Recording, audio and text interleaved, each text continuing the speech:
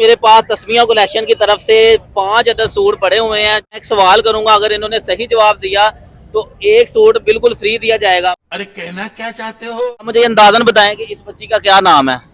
इरम। इरम? नहीं। आतबा। नहीं जी। बताएं, बताते जाए बताते जाए। मरियम। मरियम। बॉस आ जाए जरा, शायद देख के उनको समझ आ जाए। आप बताएं। आमना। इंशा। मुस्कान। अच्छा, मैं आपको 3 गैस देता हूँ, उसमें से एक नाम है इसका। किंजा, नूर, किरण और दुआ। दुआ। ओह यस, आंटी विन कर गई हैं जी। ले लें जी। क्या अच्छा, ये तस्मिया कलेक्शन की तरफ से फ्री सूट दिया जा रहा है। आपको पता है तस्मिया कलेक्शन कहाँ पे है? और ऑरेंज लाइन का बंद रोड स्टेशन है, उसके सामने बाबा कुल्फी वाला है।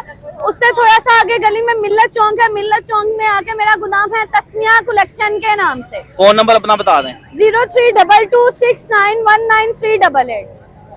Okay okay.